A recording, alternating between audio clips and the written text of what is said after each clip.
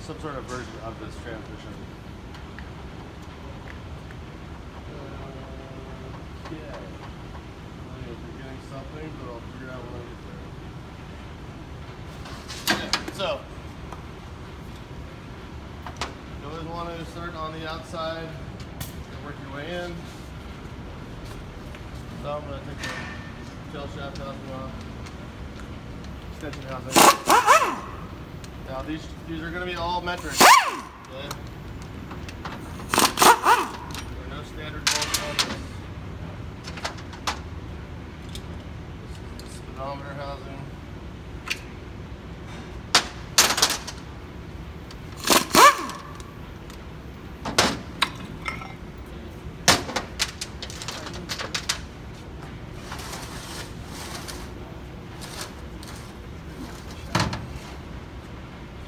Take the servo cover out.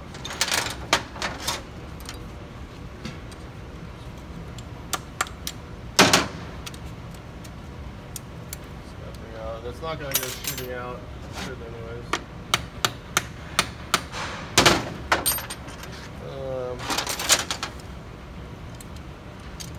So there's a spring behind that, but the spring and a piston behind that.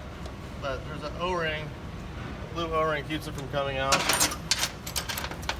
You have to get to a point where that O-ring is exposed. You grab it. Try to grab it.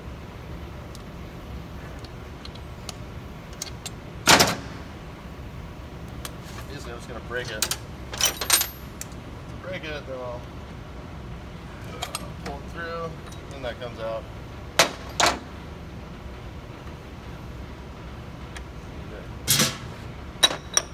Pistons in here. These are servo pistons. Servo piston, like a servo means that it's something that does work, serves a purpose.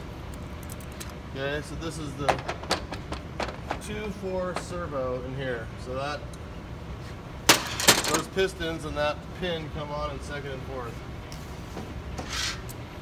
Okay, so get that out. I have all my external stuff off. Start going to the transmission, so I'm going to take the pan off.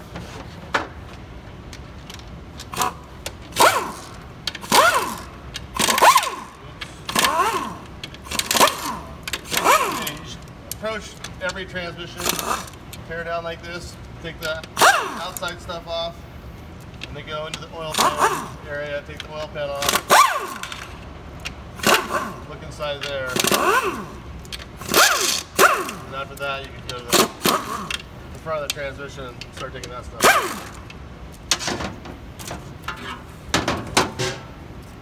Pan. Now I have a good spot to hold all my stuff.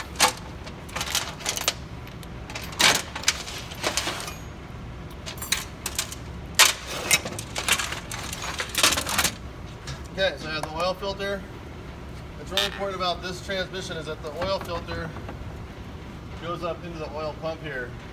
So if I try to take the pump out without taking this off, I'd break the filter and I'd probably damage the pump as well. Okay. There's also a feed tube.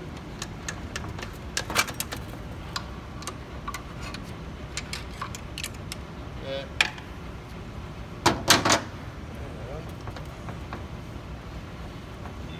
You can't buy these, they don't make these tubes new anymore, so when you take them out carefully.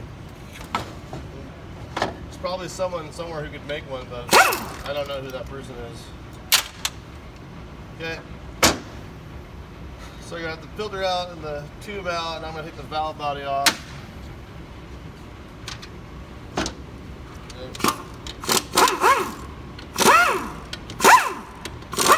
Valve body bolts. They're all the same length. All these ones.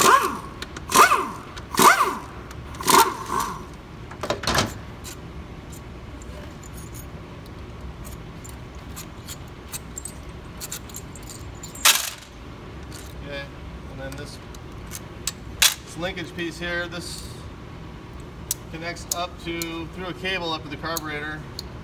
When you step on the gas, this linkage piece presses on this valve right here, and that's the throttle valve. So it basically responds to what the driver does with foot on the pedal. Okay, here's the valve body. Okay,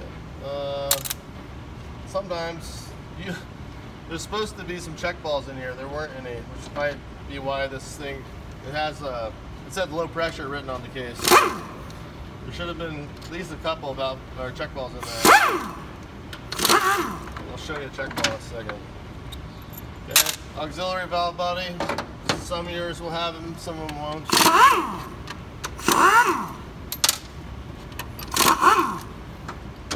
Okay, this housing here. This housing here is houses a accumulator piston.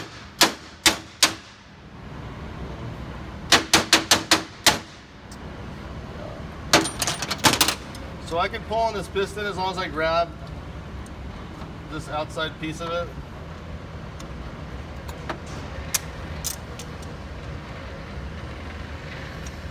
Okay.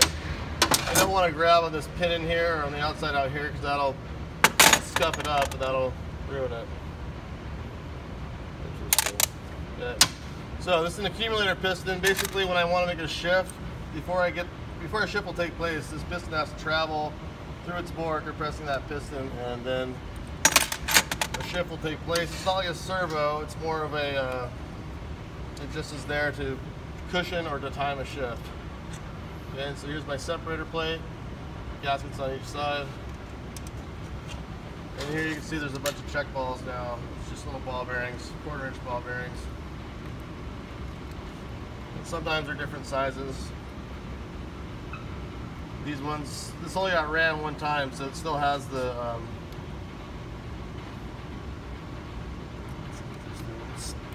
oh, it's a broken bolt. It still has the Vaseline that was used when they installed it.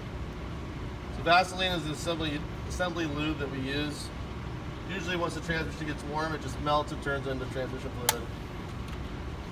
Okay, these springs are different, so you want to keep track of them where they go. Okay, they're in a certain spot for a reason.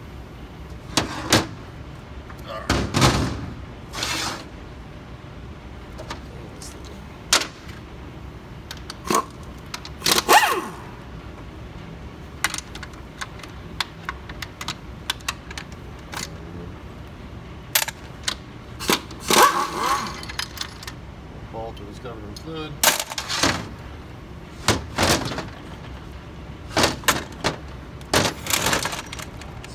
Out of there so you can see. So back here, when you put the car in park, this is what's happening. You're putting it in park. Okay, and that rod presses on this lever, which is a parking call. And then it locks into the gear train. So that's, I don't know if you can see in there, but you'll see when you take yours apart. But that's all that's holding you on a hill when you put in park. It's just that little lever right there. Okay, onward, inward. Oil pump.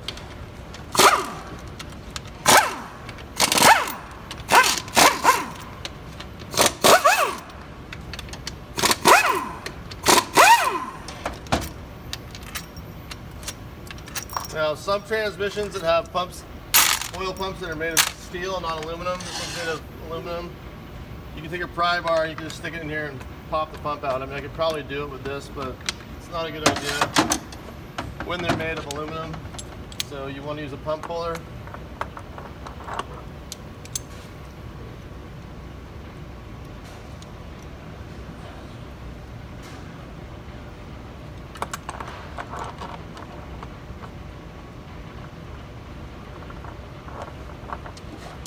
You're not really supposed to use impacts on this, but I'm just going to cinch it down.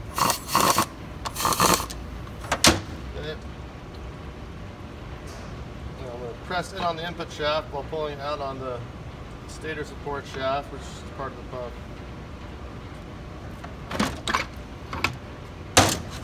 Okay. There's the pump.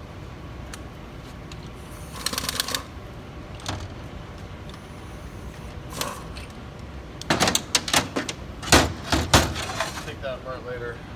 Okay.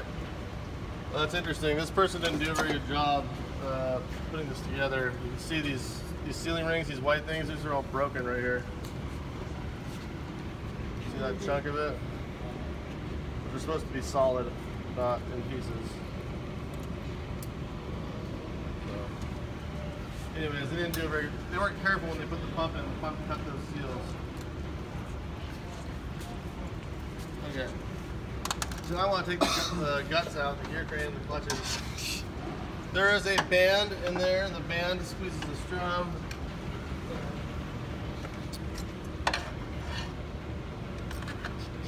What I have to do is release the band from its anchor pin.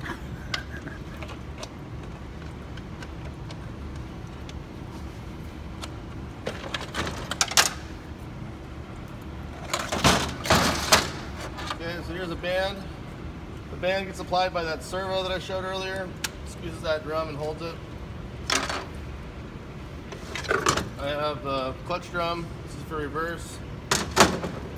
I have the input clutch drum, which has forward clutches, the overrun clutches, and the 3/4 clutches inside of it. So there's actually 3 clutch backs inside that guy. Okay, and then the gear train is next. Sun gear. And then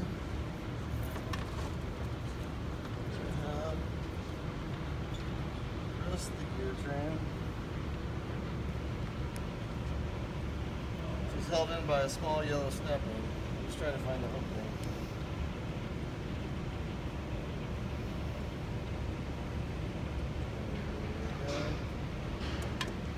Okay, so for that, the only way you get that snap ring is with a pair of snap ring pliers that has been ground down to fit in there just right. So I have a few sets of these. They're only intended for this particular job.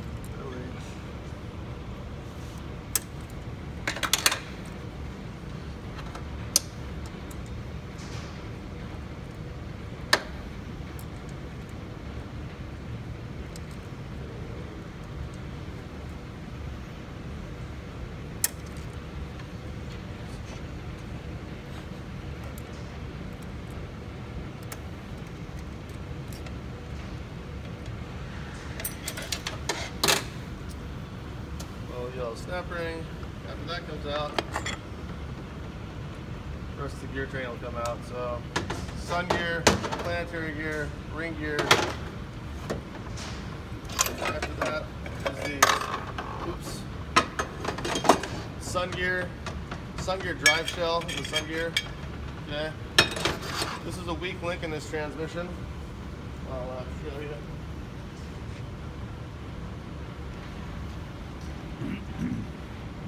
Of course, it's buried all the way down on the inside of it, so that's where the weak link's going to be. Yeah. Right.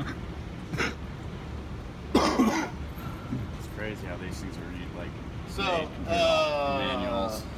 This shell is splined to this drum, and this drum it gets squeezed by that band.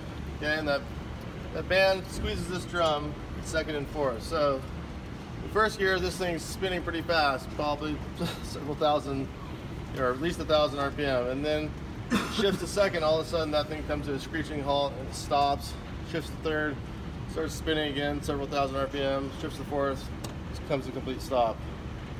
So you imagine that's probably pretty stressful on this. Anyways, it just it'll rip the hub right out of that.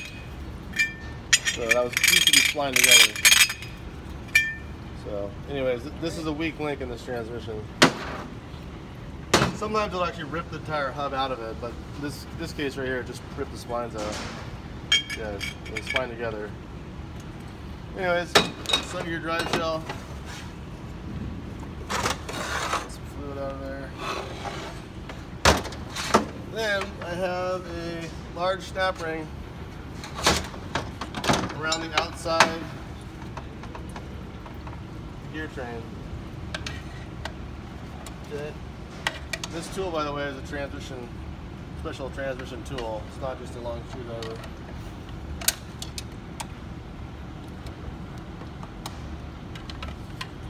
Okay, just gonna get that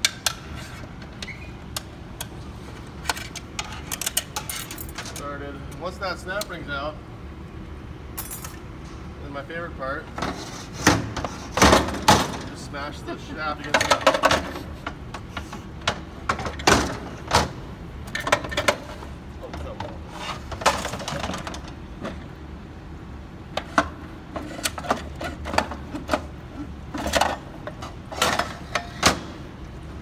the output shaft now comes out. And the rest of the gear comes out.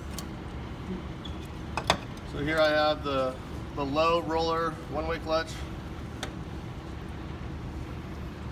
Some metal shavings.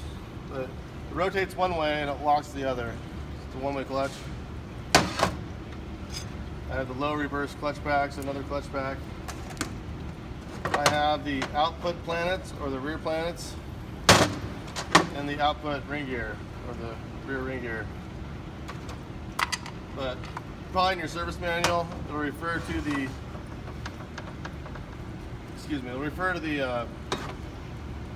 like this set of gears as the output. Okay, these will be the input, or these, they may call these the input pieces of the gear train. These are the reaction pieces. Okay, just so you know when you're looking at the manual that we're talking about. Okay, so it's pretty close to being disassembled. There is a piston back there, and the piston is held in with a return spring.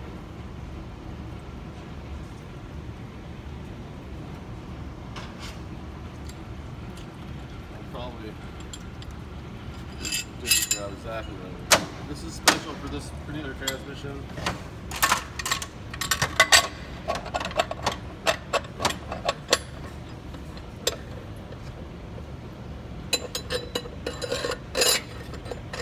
So what this tool is going to do is going to compress the spring a little bit, just enough so I can get the snap ring out.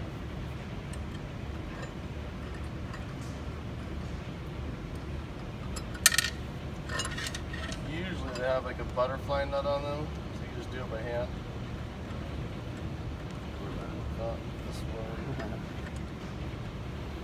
Come on, man.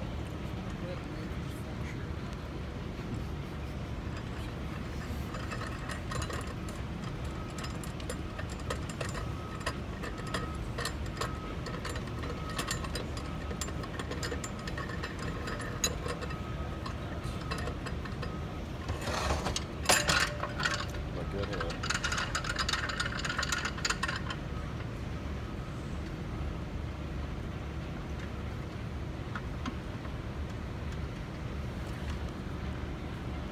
Okay, don't let that fall on your toes. Somebody go grab something.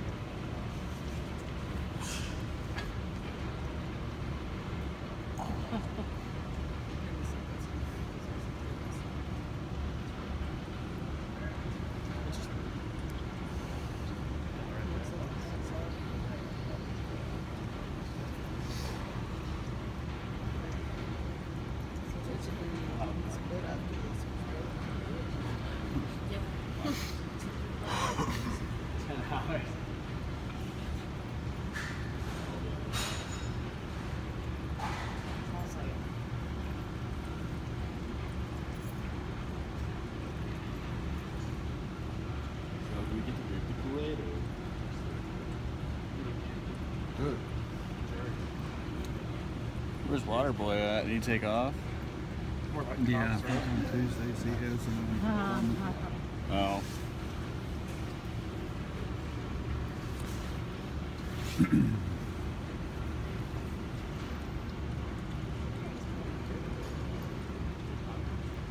I actually think they're easier than manuals, honestly. Not if I could press shit out.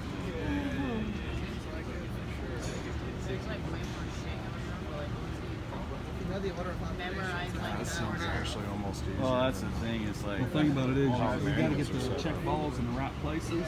They didn't have the right check balls in, and they didn't have the right number of check balls. So, yeah. It looks easier. The shift parts and all that, or they get super complicated?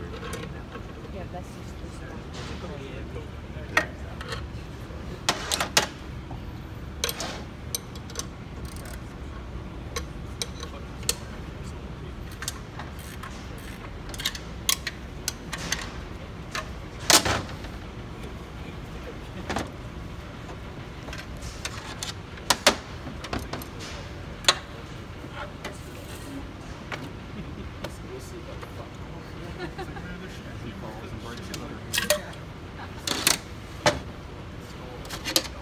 it's almost impossible to see what I was doing down there, but I did it, I promise.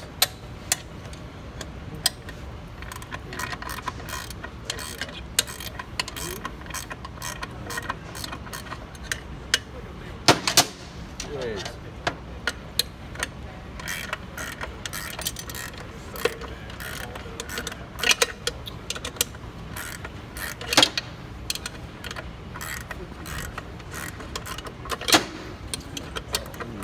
Do that.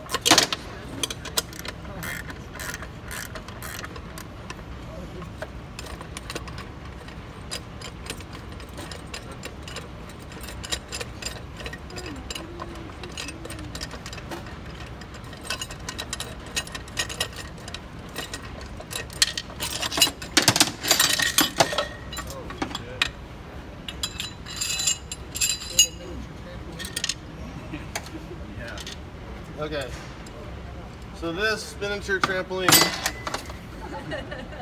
snap ring, this is a return spring, and I'll show you. So like there's a piston that's behind it, the piston comes up, and then the return spring presses it back down into place after the shift takes place. Now I need to get the piston out, so just don't stand right here. You're in the spot you don't want to stand. Yes. It didn't shoot out, but sometimes they do. I've seen them shoot up to the ceiling before. So here's the low reverse piston that I had to put air behind it to shoot it out. You know, this is not going to probably happen on these transmissions, but if this was one that was in a shop, if the customer had put some like transmission fix solution in the transmission, that stuff causes the seals to swell, and that's when these things will actually shoot out violently.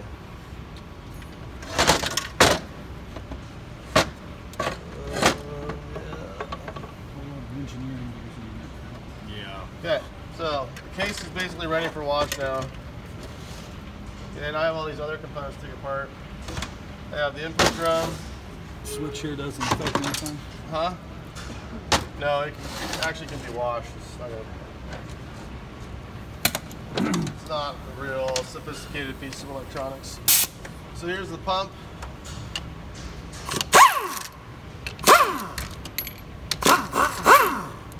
And it's a good idea to hold the bottom of the pump when you do this. This doesn't go forcefully smashing into this table. So here's one half the pump. This is known as the pump cover, and this piece is the stator support. And here are the guts of the pump. It's a vane type pump. Okay. That's the pump rotor, and those little rectangular pieces are the vanes.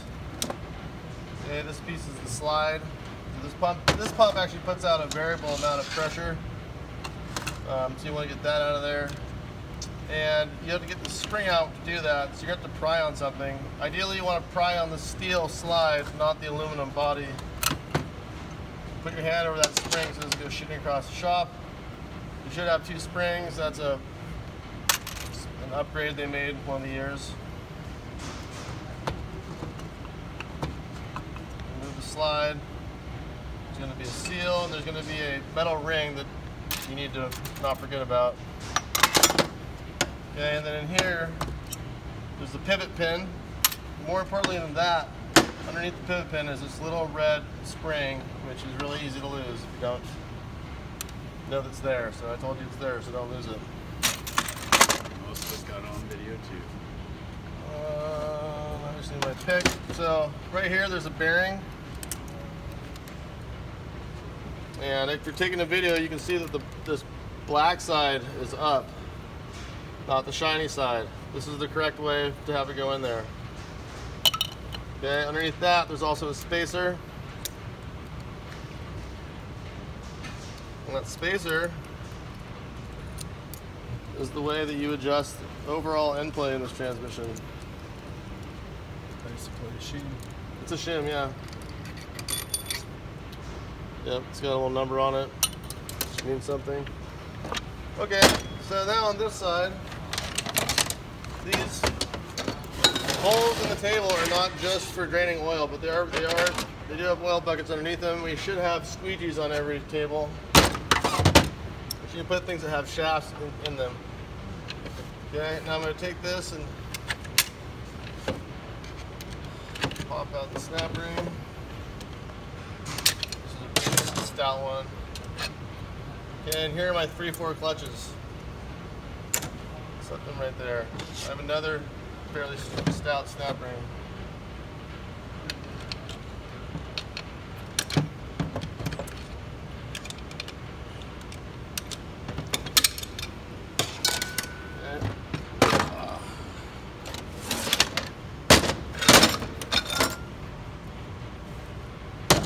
Okay, and what just came out of here is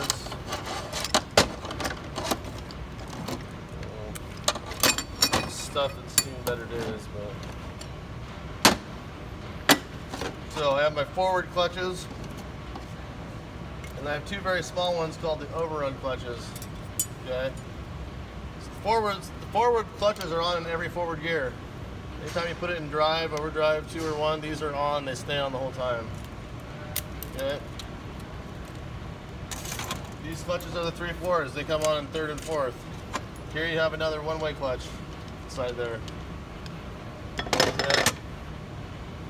So all the clutches are out of here. Now I got to get the pistons out of this. So similar to that other return spring, I got to use another tool for this.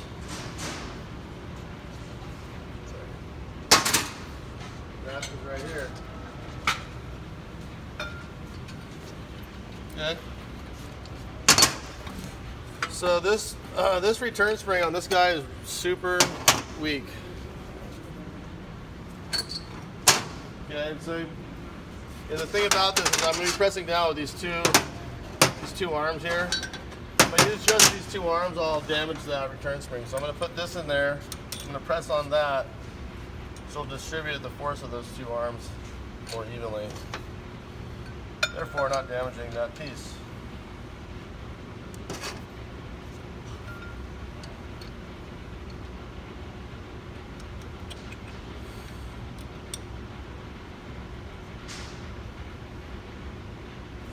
Okay, there's my stuff.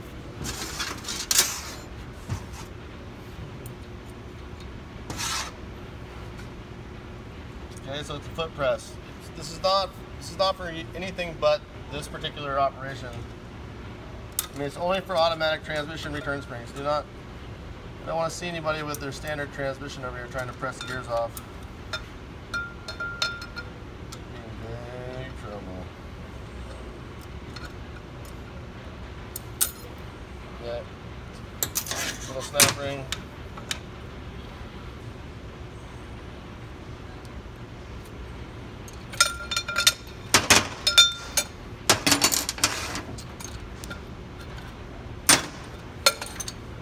Here's the return spring I was talking about, which can be damaged easily. Now here are all the pistons that belong in this drum.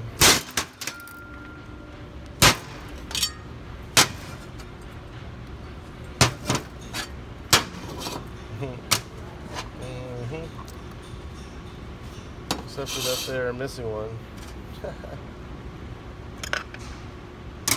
Randy.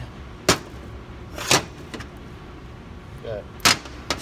There should be 3 in here, but there's only 2. Yeah, so we're missing the one that does the 3/4 supply deal. Anyways, this stuff is now ready to go in the parts washer as well. So I'll just set that aside. Okay, I'm gonna get one more over here. Stay there if you want. You need to live it, huh? So much too bad. Okay, this is the reverse input drum.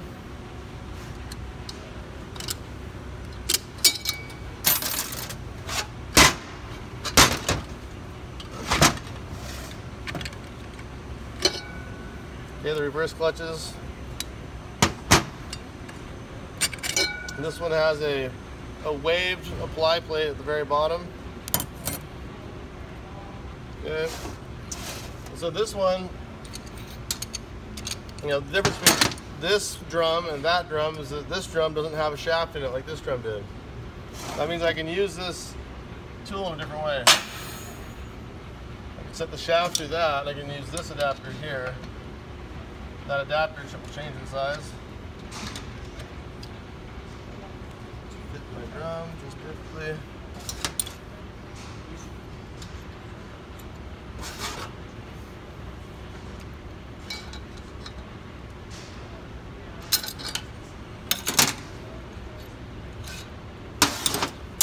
So there's two different, you can use the 3-armed adapter, or you can use these guys, and just, I mean, obviously this is much easier, but you can't use this if it has a shaft in it. Okay, so there's the piston, there's the drum. So now that stuff's ready for the wash.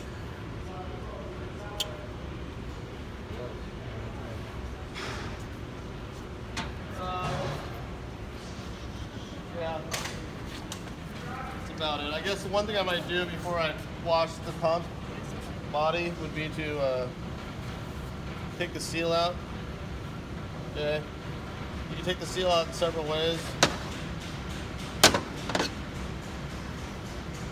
My personal favorite is to grab a small pry bar, knock it out like that. Okay, let that go.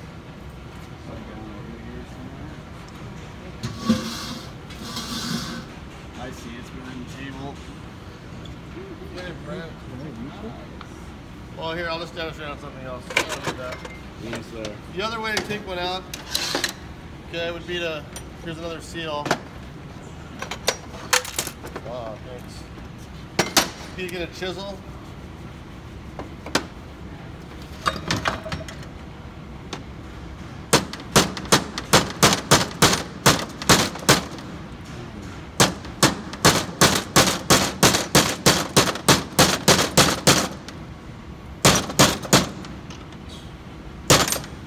Grab the smallest one first.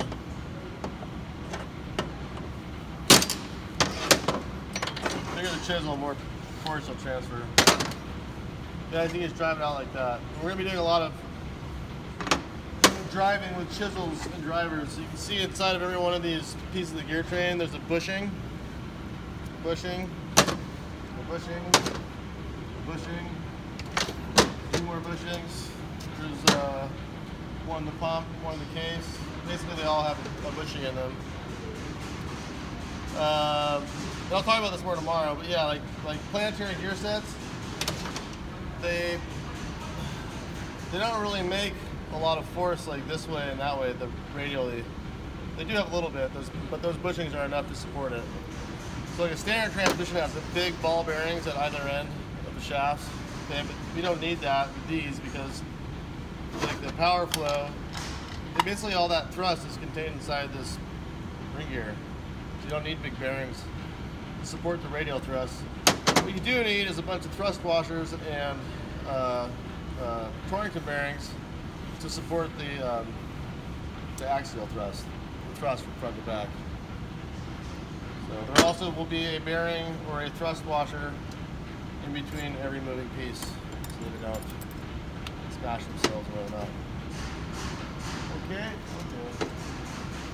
Yeah, it's a basic teardown. And you would put it in the wash. You don't wash clutches. Don't wash. I mean, I would avoid washing this. I don't know. Sure, there's a clutch on it. I don't know. You can wash this like this, but afterwards you'd want to immediately wash it off so that the soap doesn't get caught inside here. You see inside here, there's a bunch of roller bearings. What is that part? This is a one-way clutch. This is a one-way roller clutch. And this is a different type of clutch here. It's also a one-way clutch.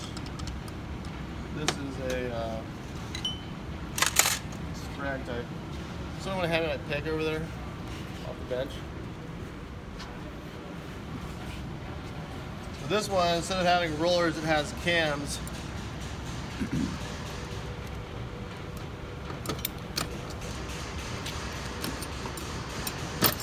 And these can be put together backwards. So instead of locking this way, it'll freewheel this way and lock that way. And then your transmission will have all sorts of bad problems. If you can see again, it has an inner race similar to that one. But rather than rollers, it has these cams. So the cams will like lay down flat one way and they'll stand up proud the other way. So one way they'll jam and the other way they won't. So yeah, this would be the part where I could put it in wrong. I mean, it'll fit in there either way. One way it'll lock the right way and the other way it won't. Okay, but there are pictures in the repair manual and it'll show you holding this piece and rotating this piece. You know, so you should be able to check that. If you do disassemble it, you know, you should be able to reassemble it and check it. So now this is safe for the wash. You want to kind of keep these things that have small elements to them out of the wash. I would avoid putting these Torrington bearings in the wash, you know, because there's soap in the wash and soap is caustic. Okay. Obviously all this stuff should go in a basket so it doesn't get lost. Yeah. Don't wash clutches and don't wash bearings. The end. The end.